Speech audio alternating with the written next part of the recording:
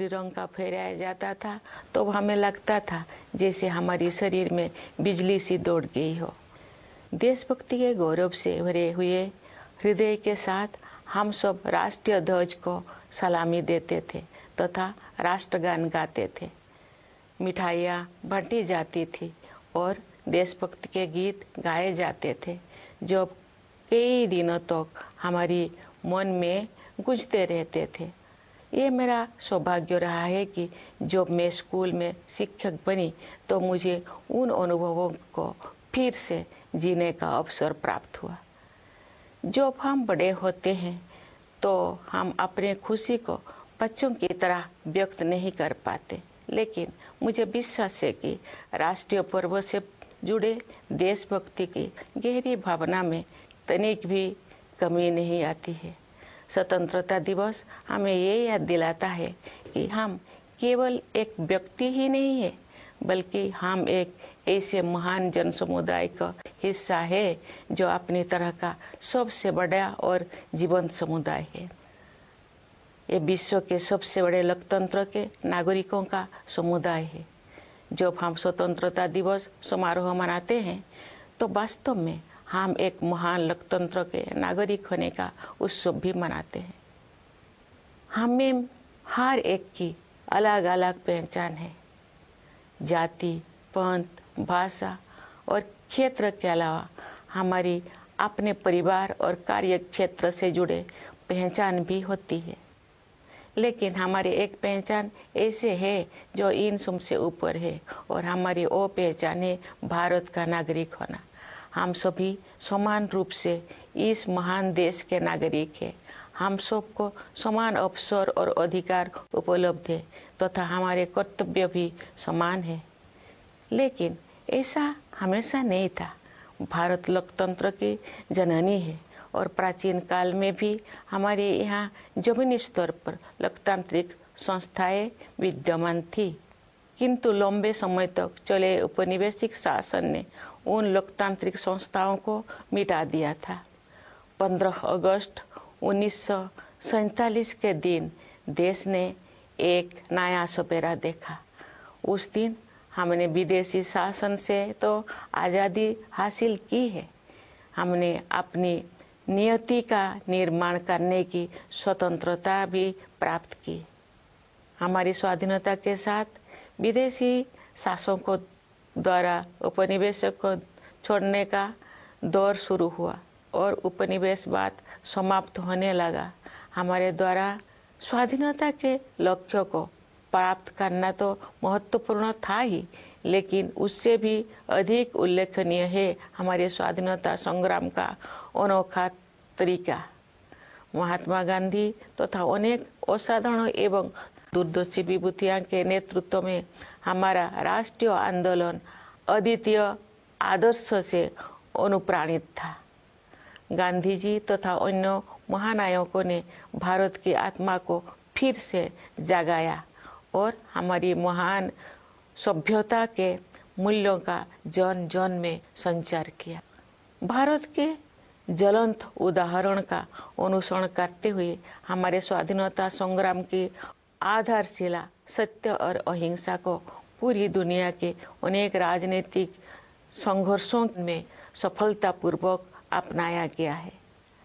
स्वतंत्रता दिवस की पूर्व संध्या पर मैं भारत के नागरिकों के साथ एकजुट होकर सभी ज्ञात और अज्ञात स्वतंत्रता सेनानियों को कृतज्ञतापूर्वक श्रद्धांजलि अर्पित करती हूँ। उनके असंख्य बलिदानों से भारत ने विश्व समुदाय में अपना स्वाभिमानपूर्ण स्थान फिर से प्राप्त किया। मातंगिनी हाजरा और कनकलता बरुआ जैसे वीरांगनाओं ने भारत माता के लिए अपने प्राण निछावर कर दिया। माँ कस्तूरबा राष्ट्रपिता महात्मा गांधी के साथ कदम से कदम मिलाकर सत्याग्रह के मार्ग पर चलती रही। सरोजिनी नायडू, ओमू स्वामीनाथन, रमा देवी, अरुणा आसफ अली और सुचेता कृपलानी जैसे अनेक महिला विभूतियों ने अपने बाद की सभी पीढ़ियों की महिलाओं के लिए आत्मविश्वास के साथ देश तथा समाज की सेवा करने के प्रेरक आदर्श प्रस्तुत किए हैं। आज महिलाएं विकास और देश सेवा के हर क्षेत्र में बढ़ चढ़कर योगदान दे रही हैं तथा राष्ट्र का गौरव बढ़ा रहे हैं। आज हमारी महिलाओं ने ऐसे अनेक क्षेत्रों में अपना विशेष स्थान बना लिया है जिनमें कुछ दशकों को पहले उनकी भागीदारी की कल्पना भी नहीं की जा सकती थी। मुझे ये देखकर प्रसन्नता होती है कि हमारे देश में महिलाओं के आर्थिक सशक्तिकरण पर विशेष ध्यान दिया जा रहा है। आर्थिक सशक्तिकरण से परिवार और समाज में महिलाओं की स्थिति मजबूत होती है। मैं सभी देशवासियों से आग्रह करती हूँ कि वे महिला सशक्तिकरण को प्राथमिकता दें। मैं चाहूँगी कि हमारी बहनें और बेटियाँ साहस के साथ हर तरह की चुनौतियों का सामना करें और जीवन में आगे बढ़ें। महिला का विकास स्वाधीनता संग्राम के आदर्श में शामिल है। प्यारे देशवासियों, स्वतंत्रता दिवस हमारे लिए अपने इतिहास से पुनः जुड़ने का अवसर होता है। ये हमारे वर्तमान का आकलन करने और भविष्य की राह बनाने के बारे में चिंतन करने का अवसर भी है। आज हम देख रहे हैं कि भारत ने न केवल विश्व मंच पर अपना यथोचित स्थान बनाया है, बल्कि अंतर्राष्ट्रीय व्यवस्था में अपनी प्रतिष्ठा को बढ़ाया भी है। अपनी यात्राओं और प्रवासी भारतीयों के साथ बातचीत के दौरान मैंने अपने देश के प्रति उनमें एक नया विश्वास तथा गौरव का भाव देखा है। भारत पूरी दुनिया में विकास के लक्ष्यों और मानवीय सहयोग को बढ़ावा देने में महत्वपूर्ण भूमिका निभा रहा है। भारत ने अंतर्राष्ट्रीय मंच पर अग्रणी स्थान बनाया है तथा G20 देशों की अध्यक्षता का दायित्व भी संभाला है। क्योंकि G20 समूह दुनिया की 2/3 जनसंख्या का प्रतिनिधित्व करता है, इसलिए ये हमारे लिए वैश्विक प्राथमिकताओं को सही दिशा में ले जाने का एक अद्वितीय अवसर है। G20 की अध्यक्षता के माध्यम से भारत व्यापार और वित्त के क्षेत्र में हो रही निर्णयों को न्याय संगत प्रगति की ओर ले जाने में प्रयासरत है। व्यापार और वित्त के अलावा मानव विकास से जुड़े विषय भी कार्यसूची में शामिल किए गए हैं। ऐसे कई मुद्दे जो पूरे मानवता के लिए महत्वपूर्ण है और किसी भौगोलिक सीमा से बंधे हुए नहीं है। मुझे विश्वास है कि भारत के प्रभावी नेतृत्व के साथ G20 के सदस्य देश उन मोर्चों पर उपयोगी कार्रवाई को आगे बढ़ाएंगे। भारत की G20 की अध्यक्षता में एक नई बात यह है कि डिप्लोमेसी को जमीन से जोड़ा गया है। एक अंतर्राष्ट्रीय राजनयिक गतिविधि में लोगों की भागीदारी को प्रोत्साहित करने के लिए अपनी तरह का पहला अभियान चलाया गया है। उदाहरण के लिए ये देखकर मुझे अच्छा लगा कि स्कूलों और कॉलेजों में G20 से जुड़े विषयों पर आयोजित की जा रही गतिविधियों में विद्यार्थी उत्साहपूर्वक भाग ले रहे हैं। G20 से जुड़े कार्यक्रम के बारे में सभी नागरिकों में बहुत उत्साह देखने को मिल रहा है। प्यारे देशवासियों, सशक्तिकरण की भावना से युक्त इस उत्साह का संचार आज संभव हो पाया है क्योंकि हमारा देश सभी मोर्चों पर अच्छी प्रगति कर रही है। मुश्किल दौर में भारत की अर्थव्यवस्था न केवल समर्थ सिद्ध हुई है बल्कि दूसरों के लिए आशा का स्रोत भी बनी है। विश्व की अधिकांश अर्थव्यवस्थाएं नाजुक दौर से गुजर रही है। वैश्विक महामारी के कारण हुई आर्थिक संकट से विश्व समुदाय पूरी तरह बाहर नहीं आ पाया था कि अंतर्राष्ट्रीय पटल पर हो रही घटनाओं से अनिश्चितता का वातावरण और गंभीर हो गया है। फिर भी सरकार कठिन परिस्थितियों का अच्छी तरह सामना करने में सक्षम रही है। देश ने चुनौतियों को अवसरों में बदला है और प्रभावशाली GDP ग्रोथ भी दर्ज की है। हमारे अन्नदाता किसानों ने हमारे आर्थिक वृद्धि में महत्वपूर्ण योगदान दिया है। राष्ट्र उनका ऋणी है। वैश्विक स्तर पर मुद्रास्फीति यानी इन्फ्लेशन चिंता का कारण बनी हुई है, लेकिन सरकार और रिजर्व बैंक इस पर काबू पाने में सफल रही है। सरकार ने जनसामान्य पर मुद्रास्फीति का अधिक प्रभाव नहीं पड़ने दिया है और साथ ही गरीबों को व्यापक सुरक्षा कवच भी प्रदान किया है। वैश्विक आर्थिक विकास के लिए दुनिया की निगाहें आज भारत पर टिकी हुई है। आज भारत विश्व की 5वीं सबसे बड़ी अर्थव्यवस्था बन गया है। विश्व में सबसे तेजी से बढ़ रही बड़ी अर्थव्यवस्था के रूप में भारत विश्व की 3री सबसे बड़ी अर्थव्यवस्था बनने की ओर अग्रसर है। हमारी आर्थिक प्रगति की इस यात्रा में समावेशी विकास पर जोर दिया जा रहा है। निरंतर हो रही आर्थिक प्रगति के 2 प्रमुख आयाम हैं। एक और व्यवसाय करना आसान बनाकर और रोजगार के अवसर पैदा करके उद्यमशीलता की संस्कृति को बढ़ावा दिया जा रहा है। दूसरे ओर जरूरतमंदों की सहायता के लिए विभिन्न क्षेत्रों में पहल की गई है तथा व्यापक स्तर पर कल्याणकारी कार्यक्रम चलाया जा रहे हैं। वंचितों को वरीयता प्रदान करना हमारी नीतियों और कार्य के केंद्र में रहता है। परिणाम स्वरूप पिछले दशकों में बड़ी संख्या में लोगों को गरीबी से बाहर निकलना संभव हो पाया है। इसी प्रकार आदिवासियों की स्थिति में सुधार लाने और उन्हें प्रगति की यात्रा में शामिल करने हेतु विशेष कार्यक्रम चलाया जा रहा है। मैं अपने आदिवासी भाई बहनों से अपील करती हूँ कि आप सब अपने परंपराओं को समृद्ध करते हुए आधुनिकता को अपनाएं। मुझे ये जानकर खुशी हुई है कि आर्थिक विकास के साथ साथ मानव विकास संबंधी सरकारों को भी उच्च प्राथमिकता दी जा रही है। मैं एक शिक्षक रही हूँ, इस नाते भी मैंने ये समझा है कि शिक्षा सामाजिक सशक्तिकरण का सबसे प्रभावी माध्यम है। वर्ष 2020 की राष्ट्रीय शिक्षा नीति से बदलाव आना शुरू हो गया है। विभिन्न स्तरों पर विद्यार्थियों और शिक्षाविदों के साथ मेरी बातचीत से मुझे ज्ञात हुआ है कि अध्ययन की प्रक्रिया अधिक फ्लेक्सिबल हो गया है। इस दूरदर्शी नीति का एक प्रमुख उद्देश्य प्राचीन मूल्यों को आधुनिक कौशल के साथ जोड़ना है। इससे आने वाले वर्षों में शिक्षा के क्षेत्र में अभूतपूर्व परिवर्तन होंगे और परिणाम स्वरूप देश में एक बहुत बड़ा बदलाव दिखाई देगा। भारत की प्रगति को देशवासियों, विशेषकर युवा पीढ़ी के सपनों से शक्ति मिलती है। विकास के अनंत संभावनाएं देशवासियों की प्रतीक्षा कर रही है। स्टार्टअप से लेकर खेलकूद तक हमारे युवाओं ने उत्कृष्टता के नई आसमानों की उड़ान भरी है। आज के नई भारत की महत्वाकांक्षाओं के नई क्षितिज असीम है।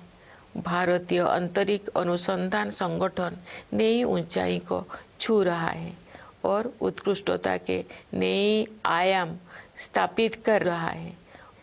इस वर्ष इसरो ने चंद्रयान 3 लॉन्च किया है, जो चंद्रमा की कक्षा में प्रवेश कर चुका है और कार्यक्रम के अनुसार उसका विक्रम नामक लैंडर तथा प्रज्ञान नामक रोवर अगले कुछ ही दिनों में चंद्रमा पर उतरेगा। हम सभी के लिए वो गौरव का क्षण होगा और मुझे भी उस पल का इंतजार है। चंद्रमा का अभियान अंतरिक्ष के हमारे भावी कार्यक्रम के लिए केवल एक सीढ़ी है। हमें बहुत आगे जाना है। अंतरिक्ष अभियान में ही नहीं बल्कि धरती पर भी हमारे वैज्ञानिक और टेक्नोलॉजिस्ट देश का नाम रोशन कर रहे हैं। अनुसंधान, नवाचार तथा उद्यमशीलता को बढ़ावा देने के लिए अगले 5 वर्षों में 50,000 करोड़ रुपये की राशि के साथ सरकार द्वारा अनुसंधान नेशनल रिसर्च फाउंडेशन स्थापित किया जा रहा है। ये फाउंडेशन हमारी कॉलेजों, विश्वविद्यालयों और अनुसंधान केंद्रों में रिसर्च एवं डेवलपमेंट को आधार प्रदान करेगा, उन्हें विकसित करेगा तथा आगे ले जाएगा। प्यारे देशवासियों, ज्ञान विज्ञान में उत्कृष्टता प्राप्त करना ही हमारा लक्ष्य नहीं है, बल्कि हमारे लिए ये मानवता के विकास के साधन है। एक क्षेत्र जिस पर पूरे विश्व के वैज्ञानिकों और नीति निर्माताओं को और अधिक तत्परता से ध्यान देना चाहिए वो है जलवायु परिवर्तन। हाल के वर्षों में बड़ी संख्या में एक्सट्रीम वेदर इवेंट्स हुई है। देश के कुछ हिस्सों में असाधारण बाढ़ का सामना करना पड़ा है, कुछ स्थान सूखे की मार झेलते हैं। इन सब का एक प्रमुख कारण ग्लोबल वार्मिंग को भी माना जाता है। अतः पर्यावरण के हित में स्थानीय, राष्ट्रीय तथा वैश्विक स्तर पर प्रयास करना अनिवार्य है। इस संदर्भ में ये उल्लेखनीय है कि रिन्यूएबल एनर्जी के क्षेत्र में हमने अभूतपूर्व लक्ष्यों को प्राप्त किया है। अंतर्राष्ट्रीय सौर ऊर्जा अभियान को भारत ने नेतृत्व प्रदान किया है। अंतर्राष्ट्रीय प्रतिबद्धताओं को पूरा करने में हमारा देश अग्रणी भूमिका निभा रहा है। विश्व समुदाय को हमने यानी लाइफस्टाइल फॉर एनवायरनमेंट का मंत्र दिया है। प्यारे देशवासियों, असामान्य मौसम की घटनाएं सभी पर असर डालती है, लेकिन गरीब और वंचित वर्गों के लोगों पर उनका और अधिक प्रभाव पड़ता है। शहरों और पहाड़ों क्षेत्रों के जलवायु परिवर्तन की स्थितियों का सामना करने के लिए विशेष रूप से सक्षम बनाने की आवश्यकता है। मैं ये कहना चाहूँगी कि लोभ की संस्कृति दुनिया को प्रकृति से दूर करती है और अब हमें ये एहसास हो रही है कि हमें अपनी जड़ों की ओर लौटना चाहिए। आज भी अनेक जनजातीय समुदाय ऐसे हैं जो प्रकृति के बहुत करीब और प्रकृति के साथ सौहार्द बनाकर रहते हैं। उनके जीवन मूल्यों और जीवन शैली क्लाइमेट एक्शन के क्षेत्र में अमूल्य शिक्षा प्रदान करते हैं। जनजातीय समुदायों द्वारा युगों से अपना अस्तित्व बनाए रखने के रहस्यों को एक शब्द में ही व्यक्त किया जा सकता है और शब्द है हमदर्दी। जनजातीय समुदाय के लोग प्रकृति को माता समझते हैं तथा उसकी सभी संतानों अर्थात वनस्पतियों और जीव जंतुओं के प्रति सहानुभूति रखते हैं। कभी कभी दुनिया में हमदर्दी की कमी महसूस होती है, लेकिन इतिहास साक्षी है कि ऐसे दौर केवल कुछ समय के लिए ही आते हैं, क्योंकि कोरोना हमारा मूल स्वभाव है। मेरा अनुभव है कि महिलाएं हमदर्दी के महत्व को और अधिक गहराई से महसूस करती है और जो मानवता अपनी राह से भटकती है तो वे सही रास्ता दिखाती है। हमारे देश ने नई संकल्पों के साथ अमृत काल में प्रवेश किया है तथा हमें भारत का वर्ष 2047 तक एक विकसित राष्ट्र बनाने की दिशा में आगे बढ़ रहे हैं। आइए हम सभी अपने संवैधानिक मूल कर्तव्यों को निभाने का संकल्प लें तथा व्यक्तिगत और सामूहिक गतिविधियों के सभी क्षेत्र में उत्कृष्ट की ओर आगे बढ़ने का सतत प्रयास करें, ताकि हमारा देश निरंतर उन्नति करते हुए कर्मठता तथा उपलब्धियों की नई ऊंचाइयां हासिल करे। प्यारे देशवासियों, हमारा संविधान हमारा मार्गदर्शक दस्तावेज है। संविधान की प्रस्तावना में हमारे स्वाधीनता संग्राम के आदर्श समाहित है। आइए हम अपने राष्ट्र निर्माताओं के सपनों को साकार करने के लिए सद्भाव और भाईचारे की भावना के साथ आगे बढ़े। स्वतंत्रता दिवस की पूर्व संध्या पर मैं पुनः आप सबको विशेष रूप से सीमाओं की रक्षा करने वाले सेना के जवानों, अंतरिक्ष सुरक्षा प्रदान करने वाले सभी बलों एवं पुलिस के जवानों तथा दुनिया के विभिन्न हिस्सों में रहने वाले प्रवासी भारतीयों को बधाई देती हूँ। सभी प्यारे देशवासियों को बहुत बहुत शुभकामनाएं। धन्यवाद। जय हिंद, जय भारत।